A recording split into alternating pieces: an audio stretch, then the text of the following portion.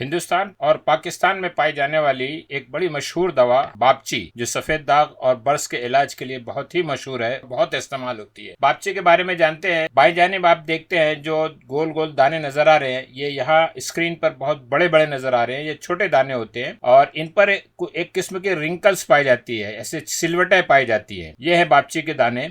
आइए जानते हैं तफसील बापची की। बापची को अंग्रेजी में सोरेलिया सीड्स कहा जाता है, लातीनी में सोरेलिया कोराइलीफोलिया, फारसी में इसे बापची ही कहते हैं, हिंदी में बाउची, बाकुची, संस्कृत में बकुची या कृष्ण फला, बंगाली में हाबूज और गुजराती में बवाची कहते हैं। इसका जो हिस्सा इस्तेमाल होता है, बाएं जानिब जो आपको नजर आ रहा है स्क्रीन पर, ये तुख्म जैसे नजर आ रहे हैं, लेकिन असल में ये फल है। आप अगर गौर करें इस पर कि यहाँ पर इनके ऐसे दाने जैसे है, उस कवर है और उसके बाद एक गोल सा हिस्सा है, ये है बापची। 1 मीटर ऊंचे पौधे के फल होते हैं जो तुख्म की तरह नजर आते हैं। बापची के पौधे के असली तने पर धारियां पाई जाती हैं। यह है बापची का पौधा। 1 मीटर ऊंचा झाड़ी नुमा रहता है, बीच में एक तना रहता है, खास एक फूल लगते हैं और पत्तियां हैं। इस तने पे, ये जो बीच का हिस्सा है तना, इसमें धारियां पाई जाती हैं। यहाँ अगर आप गौर करें, यह है बीच का तना और आप यहाँ देख सकते हैं कि धारियां हैं और यही इसकी एक पहचान है। ये भी एक करीब से ये फूल लगे हुए हैं इसके, उस पर इस तरह से लंबी लंबी धारियां होती हैं।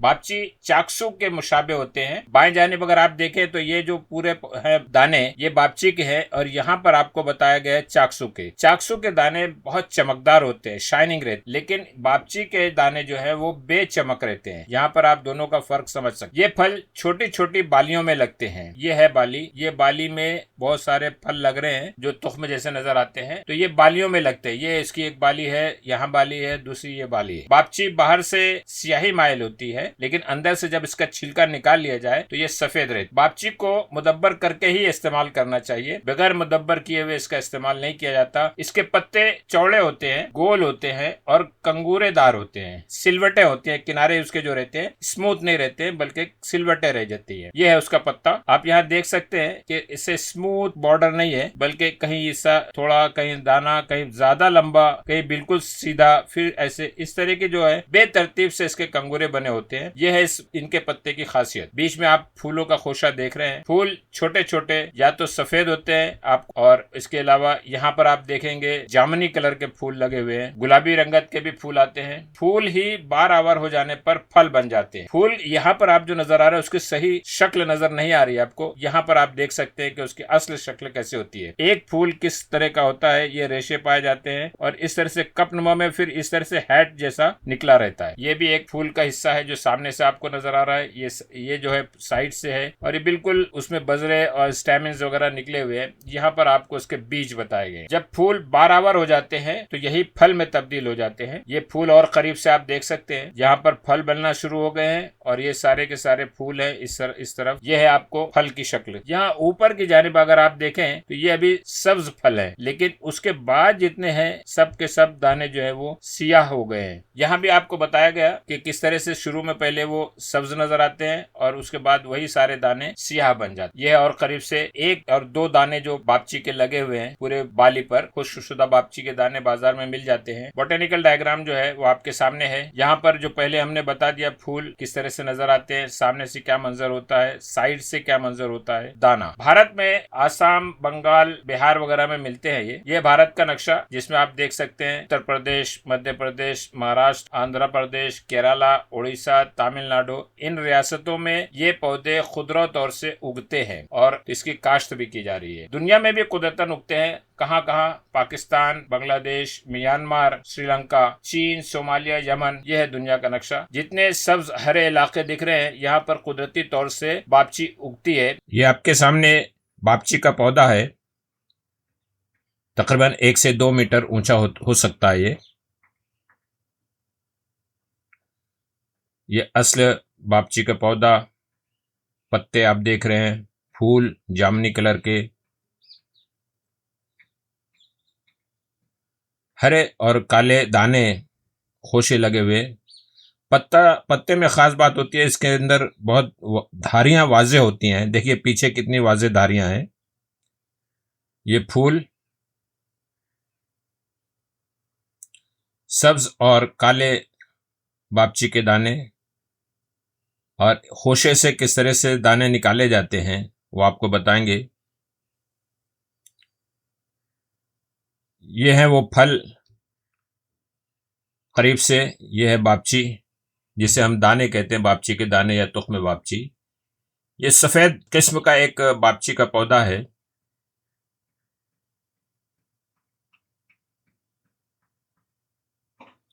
ये पूरा पौधा बापची का जो खास मेन तना है दरमियान में, आप देखिए उस पर धारियां कैसे पाई जाती हैं। ये है बापची।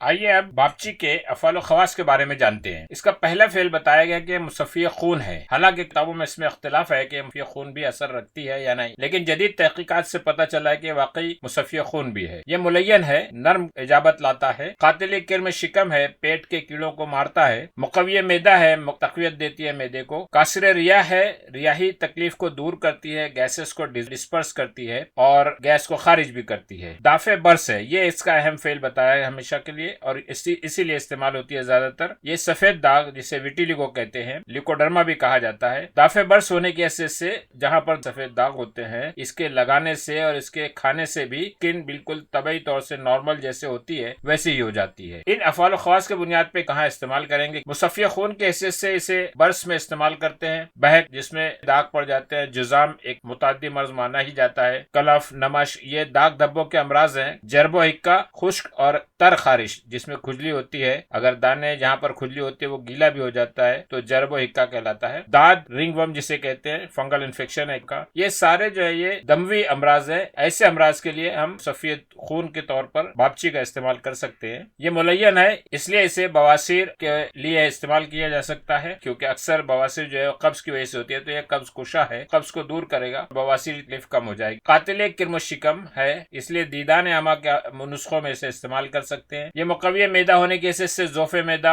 मैदे की कमजोरी, ज़ोफ़े हज़्म, हाजमे की कमजोरी और ज़ोफ़े इश्तिहा यानी भूख की कमी में इस्तेमाल की जाती है। कासिर रिया होने की वजह से तबखीरी कैफियत जिसमें अफारापन हो जाता है, पेट फूल जाता है, रिही दर्द होने लगते हैं, ऐसे में इसे को यहाँ इस्तेमाल किया जाता है। दाफे बर्स तो खास इसका इस्तेमाल है। बर्स और बहक जैसे अमराज में बापची को खिलाते भी हैं और इसका जुलाल भी पिलाते हैं। जुलाल जिसमें सिर्फ दवा जो रहती है, मुफरत दवा, उसको पानी में भिगा दिया जाता है और कभी कभी चंद घंटे और नहीं तो रात भर भिगा रहने देते हैं और सुबह सिर्फ उसका थोड़ा सा मल छानना नहीं रहता है, बिल्कुल सिर्फ सादा सादा पानी हिलाकर उसको निथार लेते हैं, इसे जुलालन कहते हैं। ऐसे वो पानी को पिया जाता है, जो निथार के निकला हुआ है पानी उसे पिया जाता है और जो दवा बच जाती है उसे सुफ्ल कहते हैं। इस सुफ्ल को ऐसे ही या तो पीस ले या सिरके के हमरा इसको दोबारा इस पर बर्स के दागों पर लगा देते हैं। यानी एक हुआ पीने की चीज, जो पानी पी लिया आपने, बापची की गोलियां बनाई जाती हैं जो खिलाते हैं, और एक है लगाने की चीज जो सुफ्ल है, जो बचा हुआ हिस्सा है उसको सिरके या ऐसे ही पीस कर दागों पर लगाया जाता है। यह बर्स के कुछ नुस्खे आपके सामने। बहरहाल यहाँ हमेशा बार बार कहा गया है, इस पर ध्यान कीजिए, तजुर्बाकार हकीम के मशवरे के बगैर इस्तेमाल ना करें। बर्स के बहुत सारे नुस्खे हैं, अलग अलग तरकीबें हुक्मा ने दी हैं, यहाँ सिर्फ चंद एक बताई जा रही है। पहला नुस्खा बताया गया है कि बापची और पनवाड़ भी एक दवा है, एक मुफरत दवा है, वो भी तुख्म के जैसी ही नजर आती है। बराबर मिकदार में लें और सिरके में पीस कर जब वो पेस्ट जैसा बन जाए तो सफेद धब्बों पर लगाएं। ये दूसरा एक नुस्खा है जिसमें बापची, गंधक और गुड़मार बूटी, गुड़मार जो आमतौर से ज़ियाबेतस के मर्ज में इस्तेमाल करते हैं, वो, इन तीनों को पाउडर कर लें, बराबर मिकदार में लें, 12 ग्राम की मिकदार में रात भर पानी में भिगा दें। अब ये भिगाना यही जो मैंने बताया जुलाल हो जाता है। सुबह पानी को निथार कर निहार मुंह पी लें। जो दवा बर्तन में बचे उसे पीस कर दोबारा उसको जमात जैसा बना लें और सफेद दाग के धब्बों पर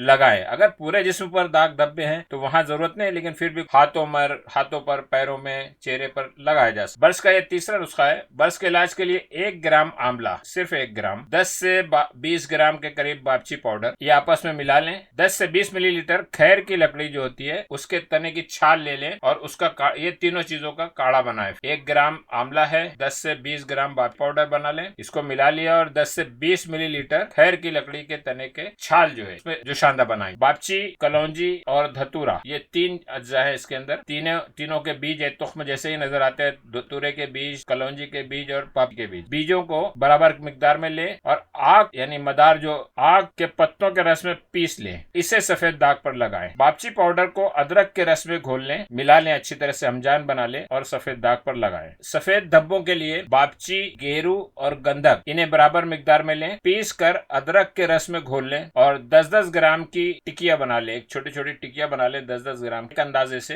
एक टिकिया 50 मिलीग्राम यानी तकरीबन 1 कप पानी में रात में भिगा दें। सुबह ऊपर से साफ पानी निथार लें। बची हुई जो दवा है जो कप में रह जाएगी, वो टिकिया का बकिया हिस्सा जो उसमें रह जा रहा है उसे सुफ्ल कहते हैं। पानी आप पी लें सुबह नहर मुंह, और इस बची हुई चीज को यानी जो बची हुई दवा है वो की उसे पीस कर जिमात बना लें। धब्बों पर लगाने के बाद, दाग पर लगाने के बाद धूप में बैठें। धूप में बैठने की जो बात कही जा रही है तकरीबन तमाम नुस्खों में यही है। मुकामी तौर से लगाने के बाद बेहतर होता है कि सूरज की रोशनी में आधा 1 घंटे के लिए बैठें। 1 ग्राम बापची, 2 चमचा शहद और 3 ग्राम काली तिल का पाउडर, ये मिलाकर सुबह शाम खाएं। बापची को दीगर इस्तेमाल जो बताया गया है बलगम के अखराज के लिए भी है। आधा ग्राम बापची उसका पाउडर बना लें और अदरक के रस में दिन में 3 बार इस्तेमाल। बवासीर के लिए भी बापची काफी कारआमद साबित हुई है। 2 ग्राम हलीला, 2 ग्राम खुश्क अदरक और 1 ग्राम बापची, इनको पीस लें। सुबह शाम आधा चमचा गुड़ के साथ इस्तेमाल कर, ये बवासीर में फायदा करती है। इसका मिजाज गर्म खुश्क दर्जे दुअम बताया गया है। मिकदार खुराक 1 से 3 ग्राम है। नफे खास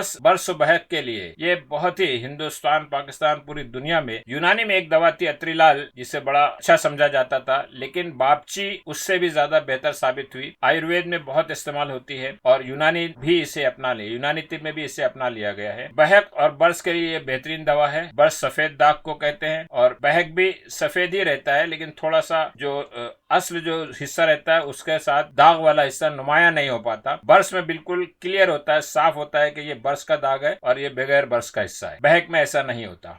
इसका जो जरर बताया गया, नुकसान जो बताया गया वो मुकर्रे है, ये जख्म पैदा करती है। इसलाह के लिए कोई भी रोगन इस्तेमाल करें जख्म के मुकाम पर, और बदल अगर बापची ना मिले किसी वजह से पनवाड़ इस्तेमाल कर सकते हैं। पनवाड़ भी बर्स के लिए इस्तेमाल होता है। दस्तयाब मुरक्कबात काफी बनाए गए हैं, मुख्तलिफ कंपनियां इसे बनाती हैं। सुफूफ बर्स बनाया जाता है, जमादे बर्स होता है, रोगन बर्स बनाया जाता है और सुफूफ जुजाम के एक नुस्खा तरतीब दिया गया है। इस पर जो तहकीकात कही गई है, जैसे मैंने बताया आयुर्वेद में बहुत इस पर तहकीक हुई है और उसे इस्तेमाल किया गया है। बहुत सारे इसमें फाइटोकेमिकल्स मिले हैं। सोरेलिन नाम का एक है, बल्कि जदीद तिब वालों ने इसका सोरेलिन टैबलेट भी बनाई। तो सोरेलिन पाई जाती है इसके अंदर। आइसोसोरेलिन, एंजेलिसिन जिसे कहा जाता है वो भी रहता है। सोरेलिडिन, बाकुचियोल, कोराइलिफॉल, बाउचनिन, कोराइलिफोलिनिन, कैरियोफाइलिन, अल्फा कार्नेसिन, बीटा पिनेन, कैम्फेन, जर्माक्रीन डी और होलाटाइल वगैरह मिलते हैं। फैटी ऑयल है, टर्पेनॉइड है, ये सारी चीजें, इतने सारे फाइटोकेमिकल्स इसमें मिले हैं